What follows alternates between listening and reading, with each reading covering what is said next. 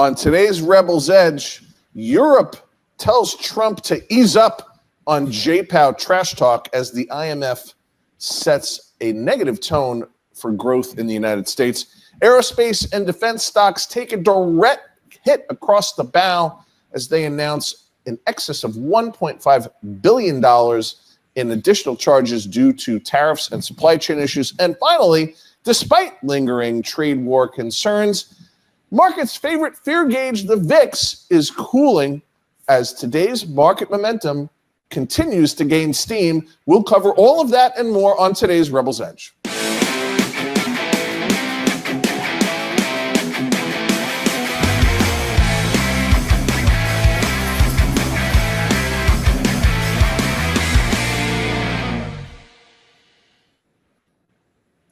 Here we go, man. Mark, it's great to see you. I love that studio where you're sitting right now. I love that backdrop of where you're sitting right now. That's damn nice, man. How cool is that? And look, our loyal viewers know, they recognize this studio. This is not my new multi-million-dollar home studio setup, although I've put in a budget request for that. No, we are here. I am here coming to you live, as I did yesterday, from Cardone Studios in beautiful Aventura, Florida. And this incredible new Market Rebellion backdrop. Drop your notes in the comments if you like it. They surprised me with this morning, Johnny and the incredible studio team here. I like it, Pete. Or is it distracting? Does it take away from my outfit? That's the question. Maybe a little bit, but I will say this. The guys get a lot of credit because that is killer. I absolutely love it. I think it's unbelievable, and it's just looks good, man. Now I got to get me one of those because this backdrop is okay, but it's not that. It's awesome. Well, Mark, we're going to jump into the macro. I know we're a little bit pressed for time today, so we can jump in and we'll start getting after things. I'm going to say this.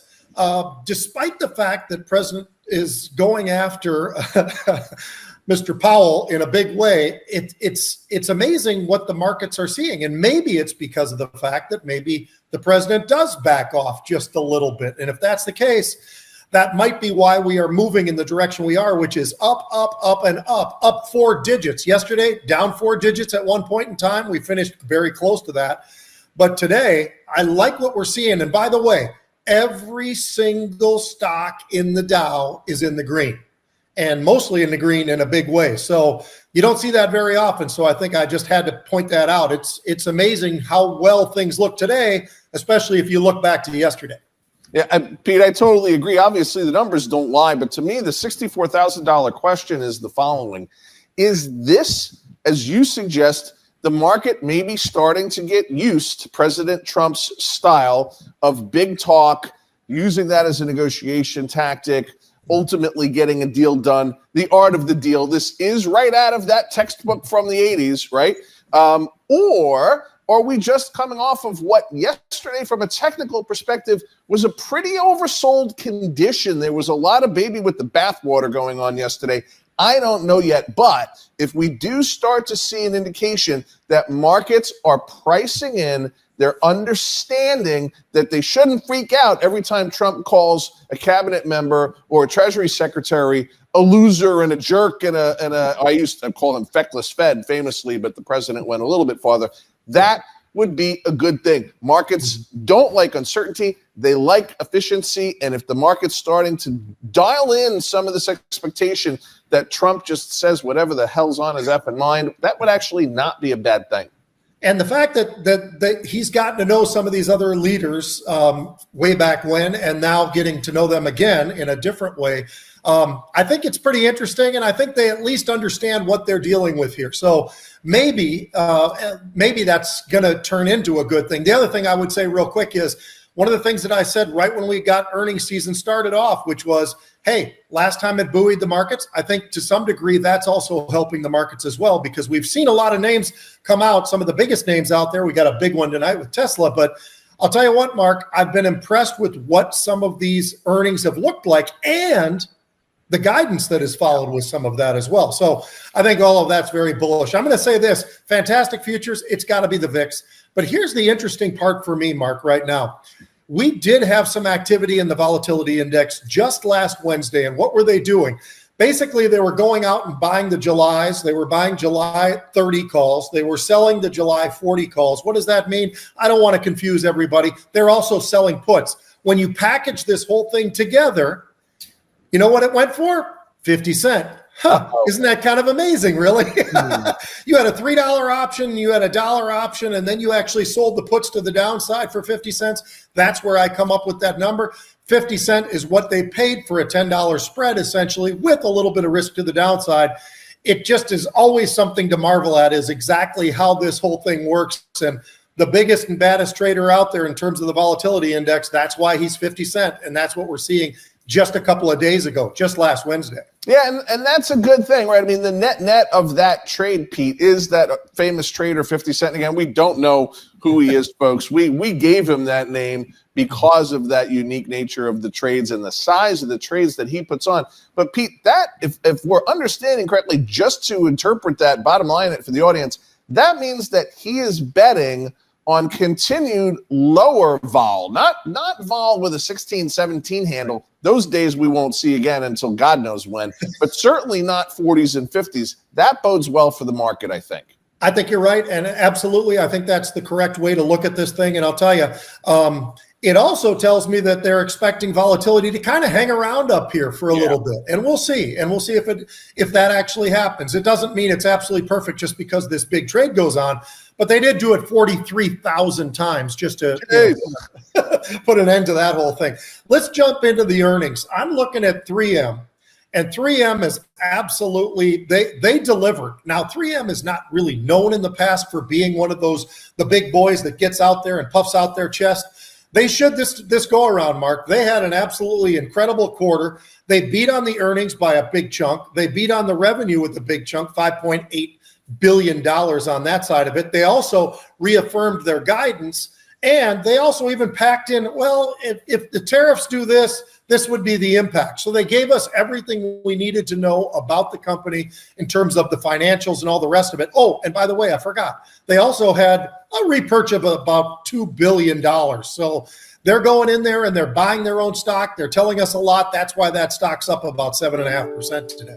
Yeah, I like the story, and this is definitely one of those industrial stalwarts that doesn't always get the kind of attention. But when you have earnings that beat what the street's looking for to the degree that they did, that's a good thing. A share repurchase, 99% of the time, news of a share repurchase drives the stock price up. Why? It's supply and demand, folks. You can figure that one out. I don't have to unpack that one for you.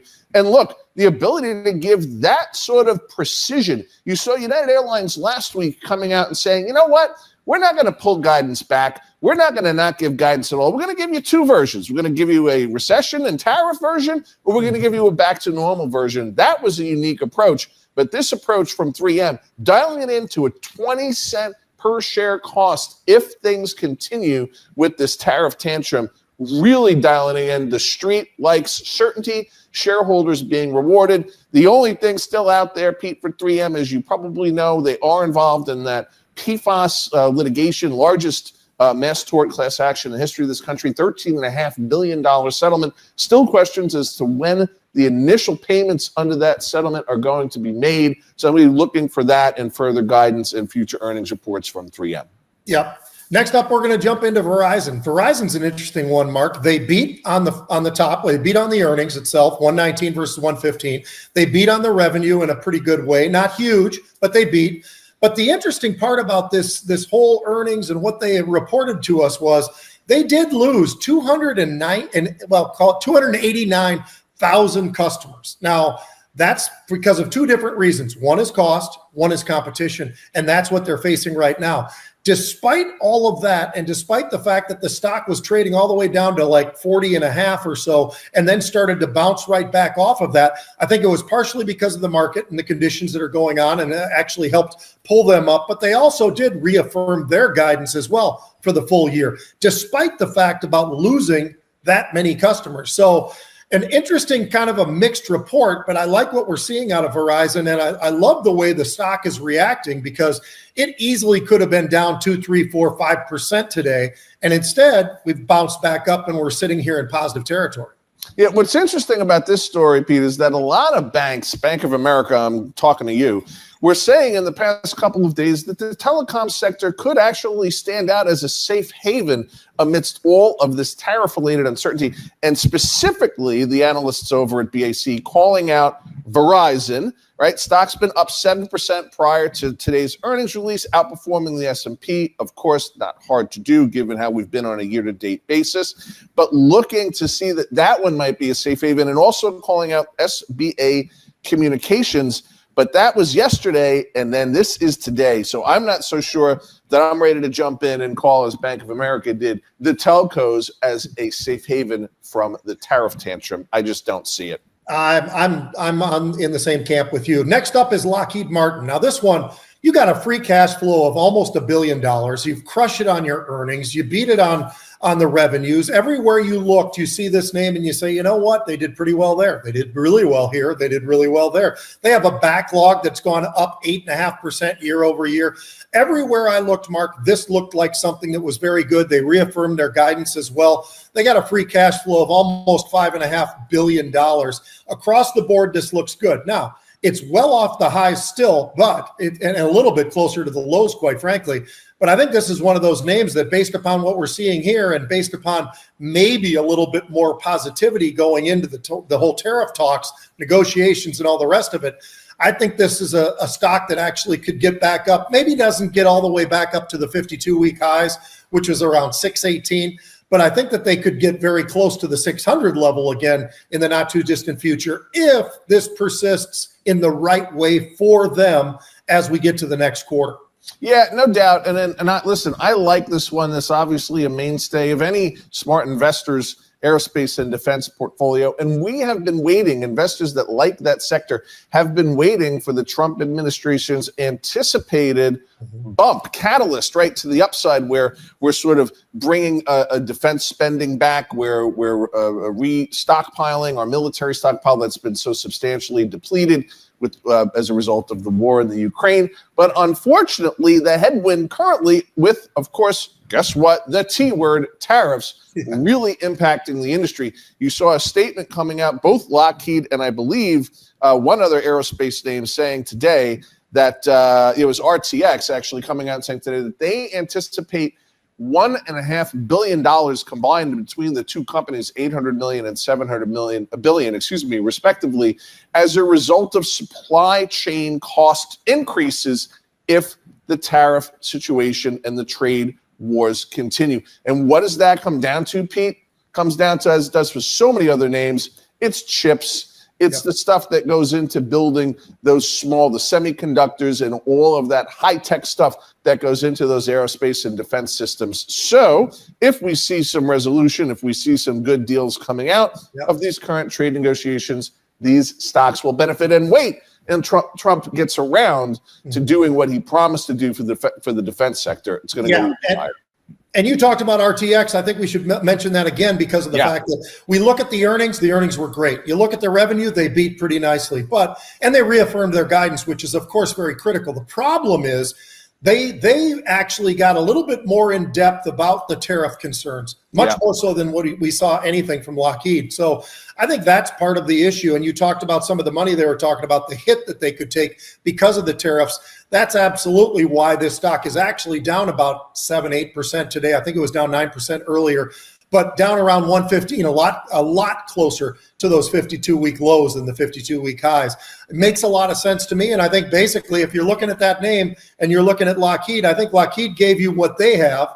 I'd pick that one, I think, over RTX if I'm looking in that space, just because of the fact that it doesn't seem like Lockheed feels like there's as much pressure on them as we're hearing from RTX. Now, maybe that's just something that they have a brighter view or not. I don't know. But I think that Lockheed really does stand out between these two right now. So I'd go in that direction if I were going to be buying something in this space. Yeah, listen, I totally agree. And here's the big difference. Both of these two aerospace defense names talking about this tariff cost that we just discussed a minute ago. But Lockheed's actually talking about a backlog of sales. They're selling, F-16s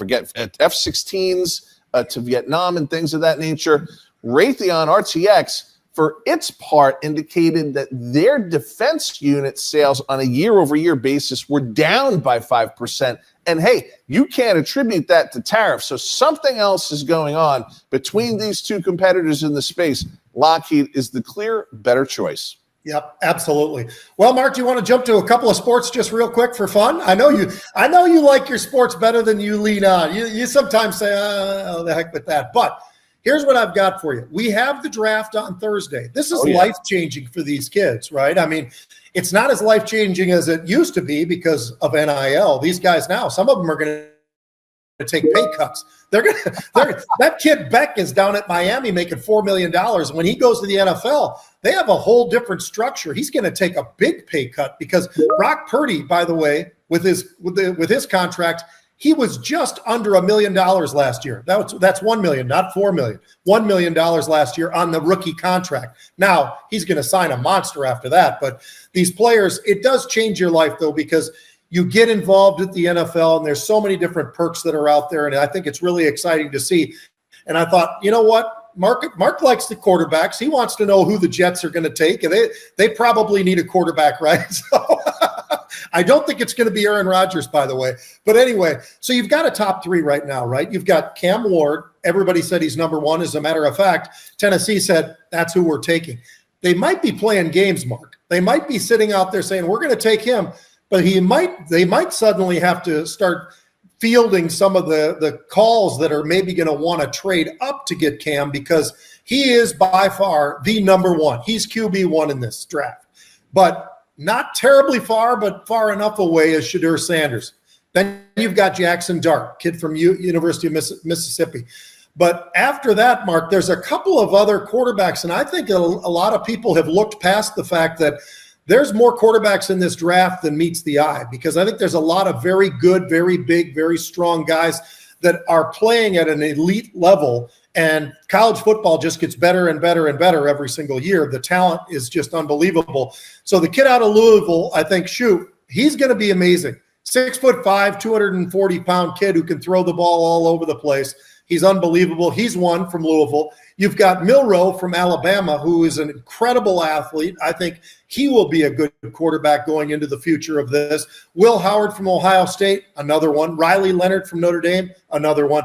I think that there's enough quarterbacks in this draft that your Jets might actually do something in the quarterback side of things, depending on how things. They're not going to sign Aaron. Don't even think about that. But so, what do you think? Do you lean towards anybody specifically, or are you tired of them going out and taking some kid from Alabama or wherever, and they just become another flop? No, listen, I think that, the Jets definitely have a little bit of spring cleaning to do. Obviously, Rodgers panning out nowhere near what the fans were hoping or expecting. I'm hoping to get another invitation, as I did last year, to the training camp day, which is always very exciting. My fave amongst them, of course, is Cam Ward. I hate to just pile on with the rest of the the NFL echo chamber, but it's hard to deny the talent that this kid has. And I will ask you this question, Pete, just on the business side of sports, because I always love covering that too. Just contextualize for folks, the NFL draft, if I understand correctly, is the second most watched NFL broadcast after the Super Bowl. Is that still the case? It's very close if it's not, Mark. And I will tell you this, that's something that none of the other sports really can even get close to matching up. And I think a lot of that has to do with the popularity of college football. Now, sure, you've got great popularity in basketball too, but the problem is you're not really seeing a lot of kids getting drafted anymore from the U.S. You go to the NBA draft, they're coming from somewhere over, in Croatia or wherever, and it's somebody that you've never heard of. Even if they're great, you still have never heard of them.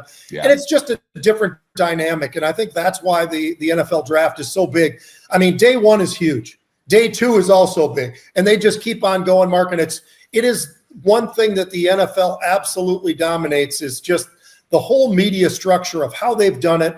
The only thing that they've screwed up is the Pro Bowl. Other than that, I think they do a great job with everything else. But the Pro Bowl is as boring as it is any of the other sports as well, where it's just terrible and it doesn't matter. Nobody cares. The players don't care. And for whatever reason, a couple of fans show up, but it is not anything close to the numbers that you're going to see at the draft this year. Yeah, That's going to be big. The draft has just become sort of almost must-see reality TV. These Yep. kids sitting on the couch with the parents and the grandparents and waiting and watching and seeing that reaction. It's become such a human interest in an American success story. People cannot get enough of it. I'll be watching on Thursday.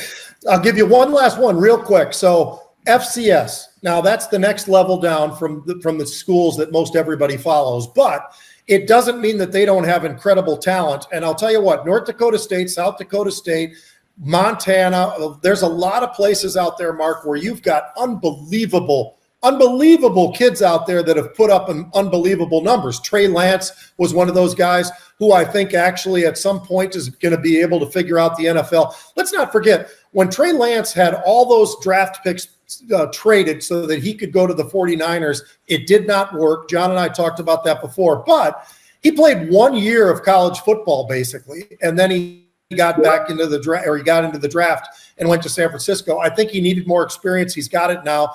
But there's a kid from North Dakota State right now named Cam Miller. All he did is go in there and basically changed all the records that were already set.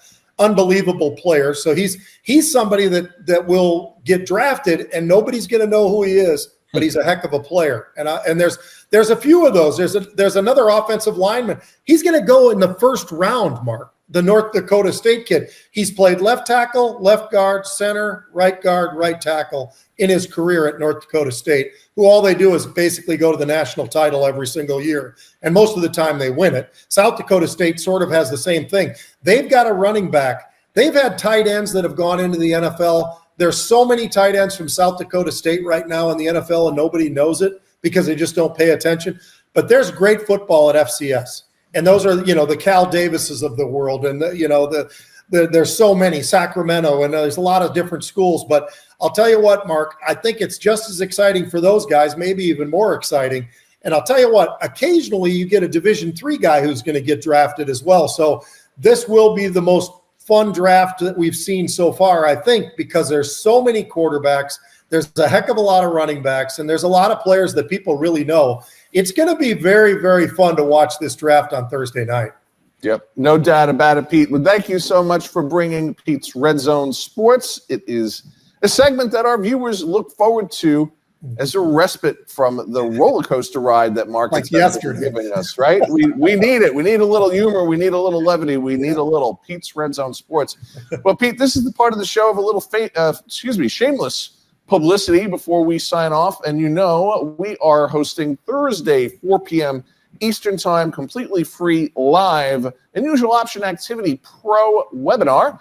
Be myself, your brother John, and several of our top analysts and experts that help us deliver that wildly popular Unusual Option Activity service. Folks, pro traders make money in bear markets as well as in bull markets, and markets like these require you to become an Unusual Activity Pro. Join us on Wednesday at 4 o'clock. Producer John will pop up a little graphic tile with a QR code you can scan, or you can go to markrebellion.com to sign up. Pete, always great doing the show with you. I don't know if I'm on with you again tomorrow. Depends on where John might be at 35,000 feet. I'll still be here in Florida working my tail off with the team here at Cardone. So until then, tomorrow, 1 p.m. Eastern Time for the Rebels Edge.